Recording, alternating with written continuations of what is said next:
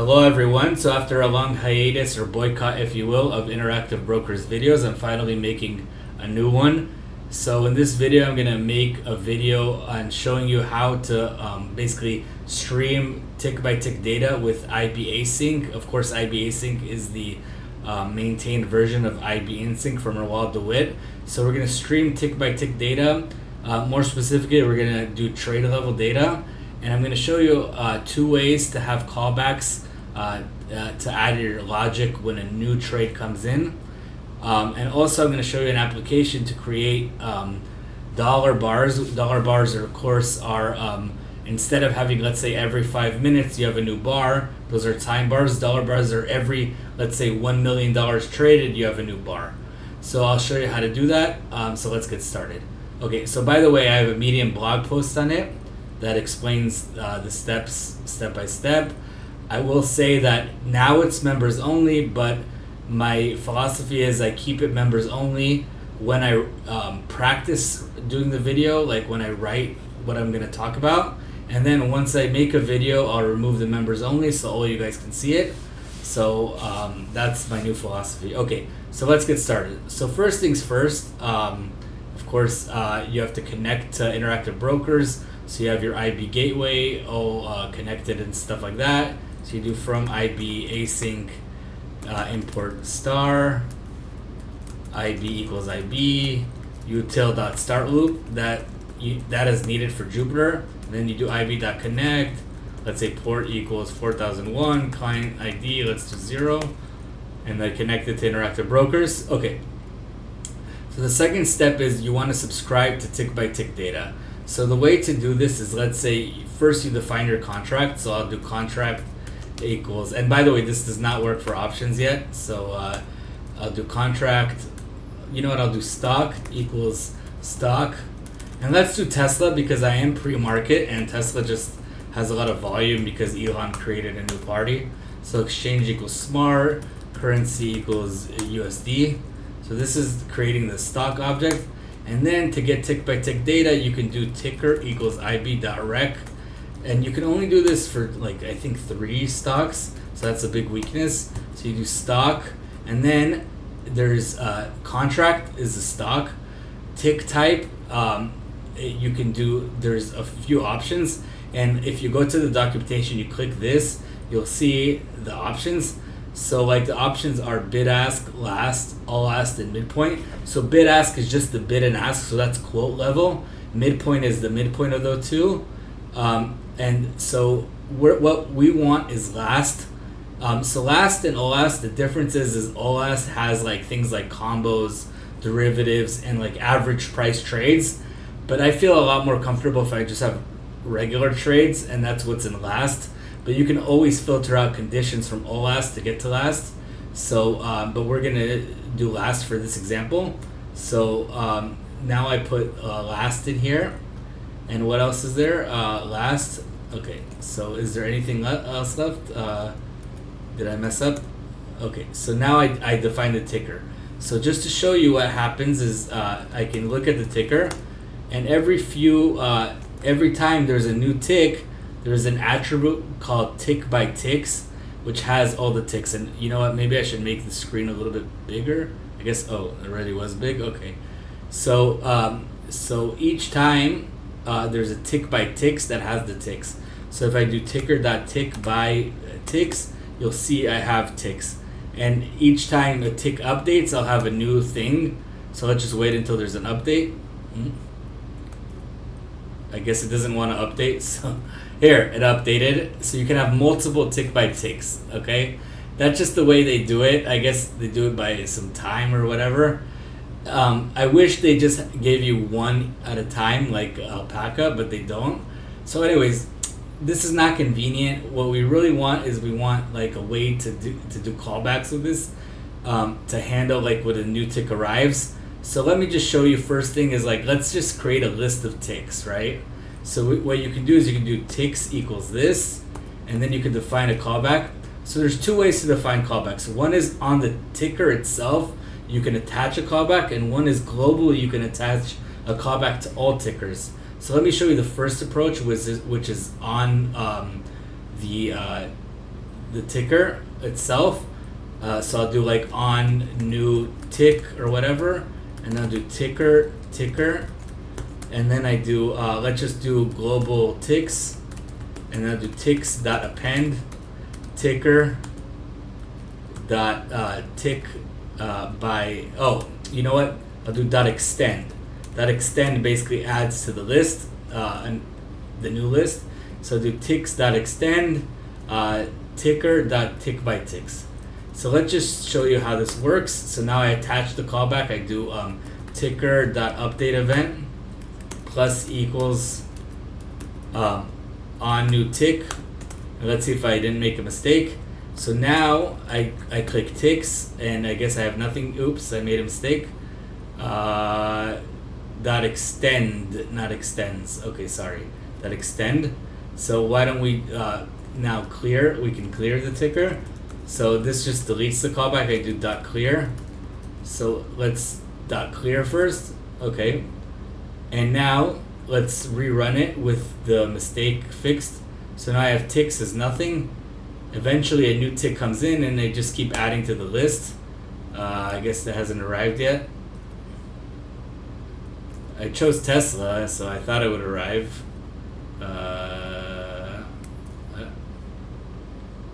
This is pre-market, so it's a little slow. Okay, so finally I have 2, and then we can keep going. I have 5.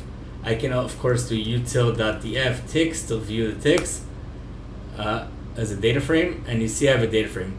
There's a thing called special conditions, and I think this is important sometimes. You might want to further filter on special conditions. I'm not an expert. I kind of picked a few random ones that I do. Like I usually like get rid of. I do only during market hours, so I'll get rid of certain things.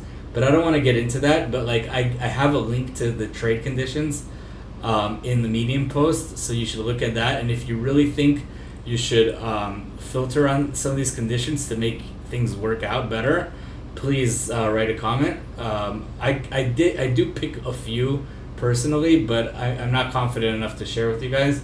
So anyways, so if we keep going, you see that now the data frame is bigger, of course, and that sort of thing. So this is one way to do that. So we can clear this callback by doing dot clear. And now the other way to do that is you can do that like a global one for all the ticks. So you can do instead of on new tick, so we're gonna also have ticks now here as this thing, but now instead of on new tick, we'll do on new ticks. Okay, we'll do on new tick, but instead now this is tickers, and it's gonna be a set of tickers. So I don't know if this is okay to do this. Now what happens is every time there's a new tick, this callback hits. So you do for ticker in tickers. So it's a set of all the tickers you have, and I should make the global ticks above to make it look better. Okay, so now what happens is it iterates through all the tickers you registered to, and then you could do your logic. You can extend if there's a new thing. And you might want to double check that it's a new thing if you have multiple tickers. I only have one ticker, so this logic will work. So I guess to make it proper, you can make sure it's like a different tick. I'll just say to do. If multiple tickers, make sure it is indeed a new tick. I don't have the non-sleep deprivation to figure it out right now.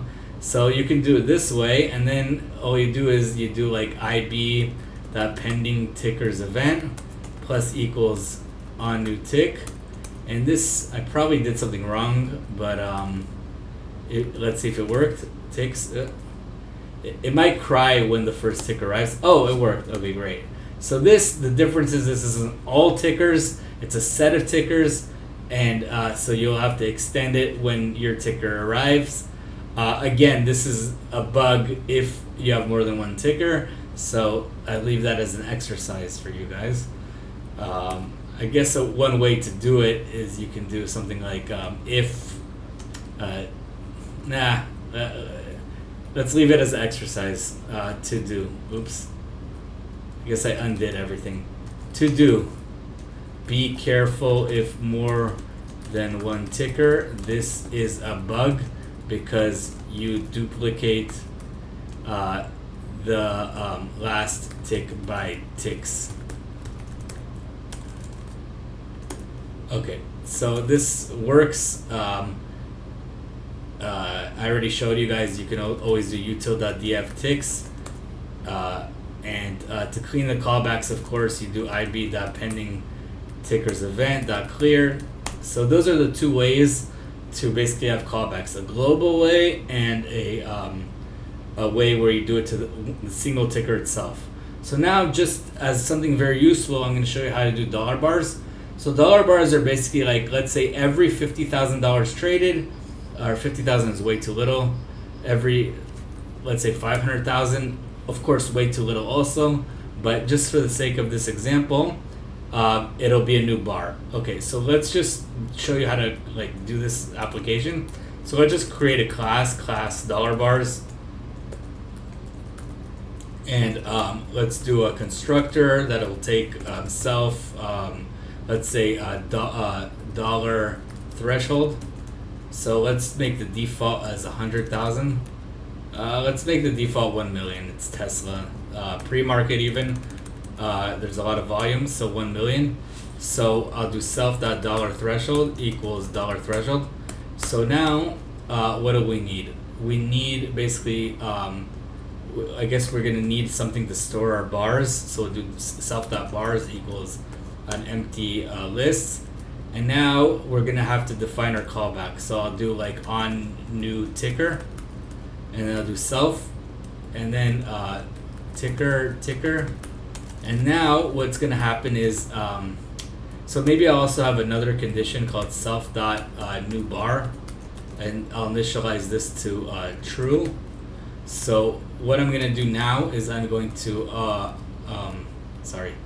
I'm like thinking fast. Self dot current bar, current dollar amount. This will store the current dollar amount. So every time this current dollar amount gets above the dollar threshold, it's a new bar. Okay, so we can have current dollar amount, and for simplicity, let's just have open, high, low, close volume. So let's do that. Maybe we don't need that here. So okay, so let's do something like this. So on new ticker. So remember that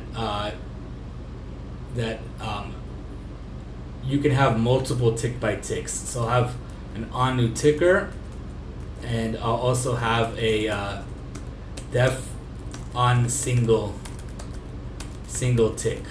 Okay, so I'll do tick here. So on the single tick, what's gonna happen is I'm gonna do if self dot new bar. If it's a new bar, what I'm gonna do is I'm going to do self dot volume plus equals tick dot and just to show you the ticks, remember ticks look like this. So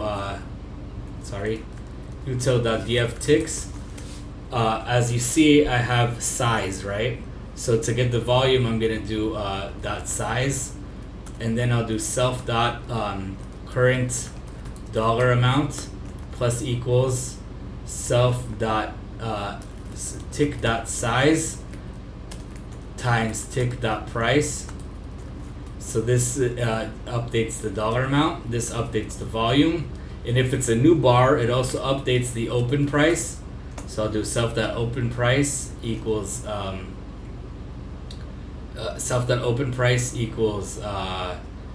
tick dot price, but also we have to initialize the high and low. So I'll do self dot high equals self dot low equals tick dot price. So because I'm initializing the open, high, low, of course open won't change, just high and low will change. Okay, and I wrote open price because if you write open, it no, because I have self, it's okay. So I'll do self.open equals self.high equals self.low equals tick.price. Okay. So now, if that's true, we'll also set new bar to be false. Okay. And now we can have another condition if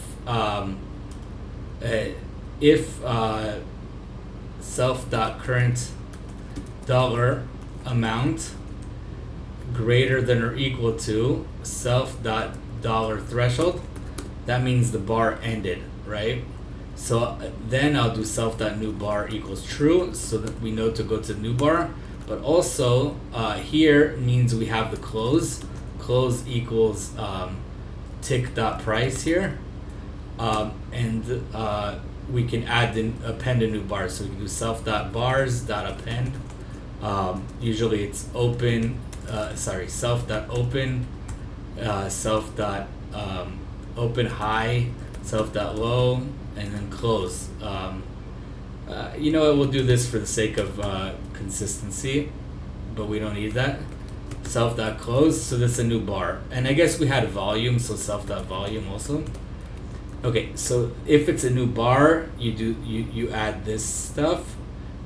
This will always condition will always be true, but otherwise, if it's not a new bar, we can have an else here, and we have to update the volume is still the same.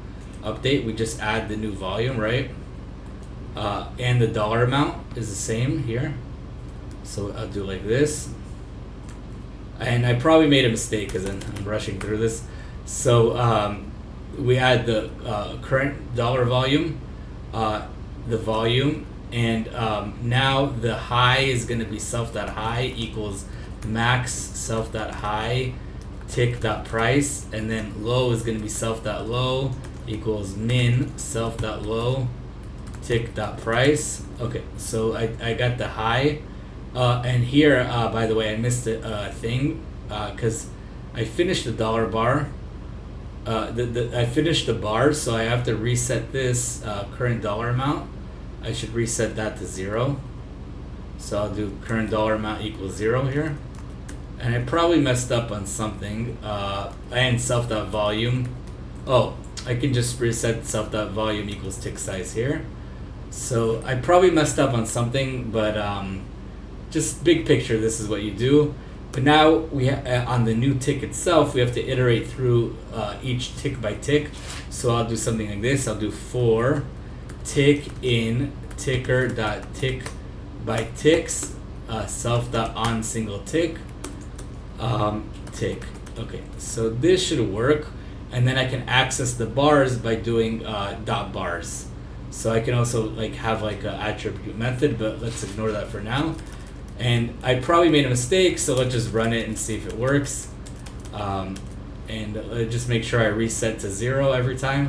Okay, I probably made a mistake, but now we're literally going to do the same thing we did with option 1, when we're going to do ticker dot update event plus equals. But now instead of on new tick, we're going to do let's say dollar bars equals dollar bars. The default is 1,000,000.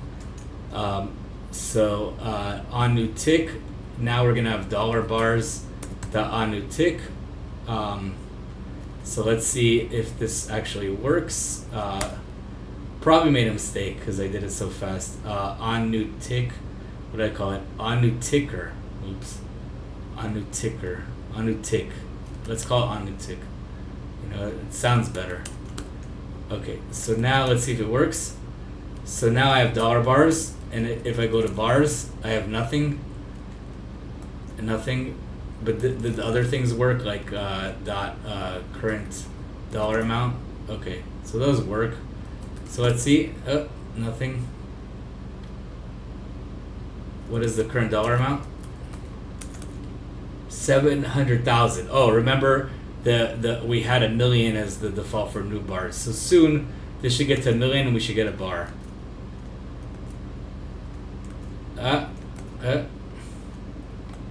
Guess it's frozen. Oh, we got a new bar. So let's say dollar bars dot bars you see we got a new, we got 2 bars actually. Okay. So I think that's it. I noticed the volume on them is roughly the same. So that's kind of cool. So these are our bars. Obviously, you'd probably want to format it, do some what's it called, name tuples or whatever. But anyways, hope you enjoyed this Interactive Brokers video after a long hiatus. Have a great day. If you're new, like and subscribe, and of course, like. Thank you so much, and comment.